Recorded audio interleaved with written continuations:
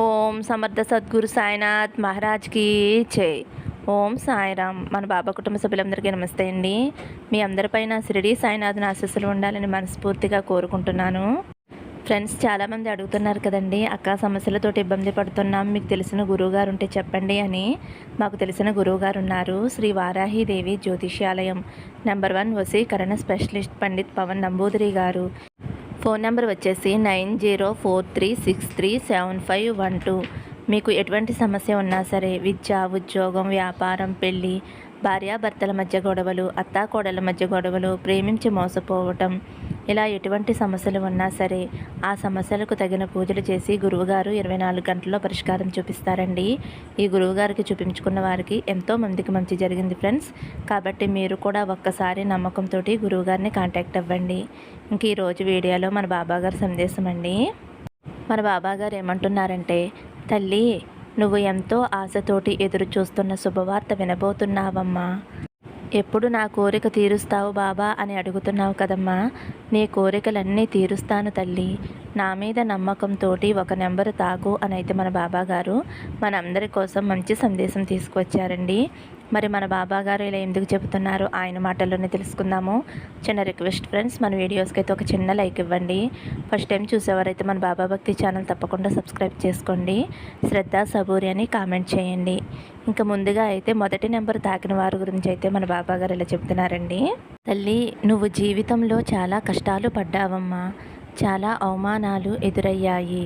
నీ ప్రమేయం లేకుండానే నీ జీవితంలోకి అవమానాలు, అపనిందలు వచ్చాయి తల్లి. వాటితోటి ఎంతో పోరాడావమ్మా. ఇప్పటికీ కూడా వాటితోటి పోరాడుతూనే ఉన్నావు. ప్రతి విషయము కూడా నీకు ప్రమేయం లేకుండానే జరిగిపోతుంది. కొంతమంది వ్యక్తులు నిన్ను మాటలతోటి బాధ పెడుతున్నారమ్మా. నువ్వు ఎంతో విసుగు చెందుతున్నావు, వేదన చెందుతున్నావు. నేను నీకేమీ సహాయం చేయటం లేదు అని నువ్వు ఎంతో బాధపడుతున్నావు తల్లి. ఈరోజు కూడా కన్నీరు పెడుతున్నావమ్మా. నా దగ్గర ఎంతగానో మొరపెట్టుకుంటున్నావు. ఎవరూ కూడా నా వాళ్లే అనుకున్నాను, కానీ ఎవ్వరూ కూడా నన్ను అర్థం చేసుకోవటం లేదు బాబా. ప్రతిరోజు కూడా వారి కోసం నేను ఎంతో త్యాగం చేశాను. నేను ఎంతో ఓర్పుతోటి, సహనంతోటి వారు అడిగినవన్నీ కూడా చేసి పెట్టాను బాబా. కానీ నాకు ఇష్టమైన వారు నన్ను ఏమాత్రం కూడా అర్థం చేసుకోకుండా నా నుండి దూరంగా వెళ్ళిపోయారు. వారు మనసు మార్చి ఎలా అయినా నా వద్దకు వచ్చేలా చేతండి అని ఎంతగానో అడుగుతున్నావు కదమ్మా. ఆ వ్యక్తికి నా మీద వచ్చిన అనుమానాలన్నీ కూడా తుడిచిపెట్టేసే బాబా. నా నీతి నిజాయితీలేమిటో అతను తెలుసుకుని మళ్ళీ నా వద్దకి రావాలి. మేము మునుపట్లా సంతోషంగా ఉండాలి బాబా. సహాయం చెయ్యి అని ఎంతగానో అడుగుతున్నావు కదమ్మా. ఖచ్చితంగా నీ కోరిక నెరవేరుస్తాను తల్లి. నువ్వు ఇష్టపడిన వ్యక్తిలో మంచి మార్పు తీసుకువస్తాను. ఆ వ్యక్తికి నీ మీద ఎటువంటి అనుమానాలు కలిగాయో అవన్నీ కూడా తుడిచిపెట్టుకుపోయేలా నేను చేస్తాను తల్లి. ఆ వ్యక్తి వేరే వాళ్ళని గుడ్డిగా నమ్మాడమ్మా. వాళ్ళు చెప్పే మాటలు విని నీ మీద అనుమానాన్ని పెంచుకుని నిన్ను ఇప్పటి వరకు కూడా మాటలతోటి బాధపెట్టి నిన్ను దూరంగా ఉంచాడు తల్లి. కానీ వారి ఆటలనేవి నేను సాగనివ్వనమ్మా. ఎవరైతే నీకు ఇష్టమైన వ్యక్తి మనసు మార్చి నిన్ను బాధ పెట్టేలా చేస్తున్నారో ఆ వ్యక్తికి బుద్ధి వచ్చేలా చేసి మీ ఇద్దరి మధ్య నుంచి ఆ వ్యక్తిని దూరంగా తరిమివేస్తాను. అప్పుడు నిన్ను ఇష్టపడే వ్యక్తి తప్పకుండా నిన్ను అర్థం చేసుకుని నీ వద్దకు వస్తారమ్మా. అప్పుడు మీ ఇద్దరూ కలిసి ఎంతో సంతోషంగా ఉంటారు. ఇది బాబా సత్య ప్రమాణం తల్లి. ఇంకెప్పుడూ కూడా దిగులు పడకు, బాధపడకు. నా మీద నమ్మకంతో సంతోషంగా ఉండు అని అయితే మన బాబా గారు 1వ నెంబర్ తాకిన వారి గురించి అయితే ఇలా చెబుతున్నారండి. ఇప్పుడు 2వ నెంబర్ తాకిన నా బిడ్డ ఎవరైతే ఉన్నారో, నువ్వు ఎన్నో సమస్యలు, కష్టాలు, బరువు బాధ్యతలు దాటి వచ్చావు. ఇక నీ సమస్యలు, కష్టాలు తీరిపోయినట్లే తల్లి. కానీ ఏమీ తేలలేదు కదా బాబా అని నీకు అనిపించవచ్చు. నీ సమస్యలన్నీ కూడా తీరిపోయినట్టేనమ్మా. నీ జీవితంలో సంతోషకరమైన క్షణాలు వచ్చినట్లే. ఇప్పటి వరకు ఎన్నో కష్టాలు, బాధ్యతలు, బరువులు మోసి అలసిపోయావు తల్లి. ఎవరు నిన్ను అవమానించినా వాటిని పట్టించుకోకుండా బయటపడ్డావు. తెలివితేటలతోటి అన్నిటినీ ఓపిక పట్టావు. చివరికి విజయం సాధించావు. అనుకున్న దానిలో విజయం సాధించావు తల్లి. నా మీద నమ్మకం వల్ల, ఓపిక వల్ల నువ్వు ముందంజలో ఉన్నావు తల్లి. నా మీద నమ్మకం నీకు బలంగా మారింది. గొప్పగా అవ్వాలి. సమస్య ఏదైనా సరే భయపడకుండా ఎదురెళ్ళి దానిని పరిష్కరించుకుని విజయం సాధించాలి అనే ఆశ నీలో మొదలైంది తల్లి. దానిని సాధించటంలో నువ్వు ఫలితం పొందావు తల్లి. ఎన్ని ఆటంకాలు సమస్యలు వచ్చినా నేను ఎలా దాటాలి, ఎలా ఎదుర్కోవాలి అని ఆలోచిస్తూ ఉంటావమ్మా.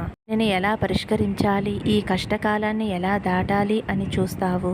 చెట్లకి నీళ్లు పోస్తేనే కదమ్మా పండ్లని ఇస్తుంది. అలాగే నువ్వు ప్రయత్నం చేస్తేనే కదమ్మా విజయం సాధించగలవు. నువ్వు విజయం సాధించాలి అనే ప్రయత్నంలో ఉన్నావు తల్లి. కష్టాలన్నీ కూడా నీకు దూరమవుతాయమ్మా. అలాగే ఎవరు నీకు తోడు ఉన్నా లేకపోయినా సరే ఒంటరిగా పోరాడే శక్తి నీలో ఉందమ్మా. ఎందుకంటే నీ వెనకే నేను ఉన్నాను కదా తల్లి. దేనినైనా జయించే శక్తి, నమ్మకం, ఓపిక నీలో ఉన్నాయమ్మా. అందుకే తల్లి నువ్వు దేనినైనా సాధించగలవు. ఈ నమ్మకం, ఓర్పు, సహనం ఎప్పటికీ కూడా వదులుకోవద్దు తల్లి. నమ్మకం, సహనం ఇవే నీకు శ్రీరామ రక్షమ్మ. ఎప్పుడూ కూడా ఆనందంగా సంతోషంగా ఉంటావు.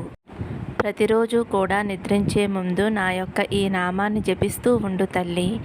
ఆ నామం ఏమిటి అంటే ఓం శ్రీ సాయి సర్వ దుఃఖ నివారకాయ నమః. ఓం శ్రీ సాయి సర్వ దుఃఖ నివారకాయ నమః. ఈ నామాన్ని ప్రతిరోజు జపిస్తూ ఉండమ్మా.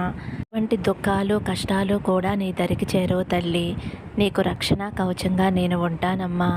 ప్రతిరోజు కూడా ఈ నామాన్ని జపించు. నీకు అంతా మంచి జరుగుతుంది.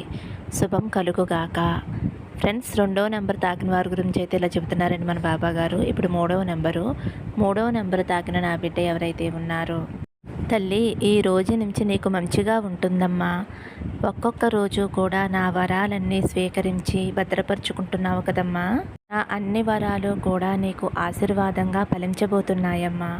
అన్నీ కూడా మన చేతుల్లోకి రాబోతున్నాయి తల్లి. కంటే నీ బాబా వాక్కులు సత్యవాక్కులు. ఇదిగో ఈరోజు ఈ సాయి వరాన్ని కూడా అందుకుని భద్రపరుచుకో తల్లి. నా దగ్గర అడగటం నిలపవద్దు. అదేవిధంగా దేవుడు ఏమీ ఇవ్వలేదే అని మొరపెట్టుకోవద్దు. నాకు ఇచ్చేవేమీ పెద్దవి కావు. నాకు ఏమి ఇవ్వాలో దేవుడికి తెలుసు అని నువ్వు అనుకో తల్లి. అందుకు నీకు రావలసిన కాలం వచ్చేంత వరకు నువ్వు ఎదురు చూడవలసి వస్తుంది తల్లి. కానీ నీకు ఇవ్వవలసింది సరైన సమయంలో సరైన వ్యక్తి ద్వారా నీకు అందజేస్తానమ్మా. అంతలోనే భయపడిపోతున్నావమ్మా. నేను కోరింది దక్కదేమోనని ఎక్కువగా ఆలోచించి నిన్ను నువ్వు గందరగోళంలోకి నెట్టివేసుకుంటున్నావు తల్లి. ధర్మం, న్యాయం, సత్యం ఇవన్నీ కూడా ప్రాణంగా నిలపబడుతుంది. అబద్ధం ప్రాణం పోయేలా చేస్తుంది. ధర్మం వల్ల తప్పకుండా గెలుస్తావు తల్లి. నేనుగా ఉంటాను అని నీ మనసుని తయారు చేసుకో. అదే నీ జీవితానికి మొదటి మెట్టు అవుతుందమ్మా. నీ బాబా ఎవరిలాగా కూడా నటించేవాడు కాదు. కాబట్టి నేను సొంతంగా నా దారిలో నడవాలి అని నేను సాయి బిడ్డని.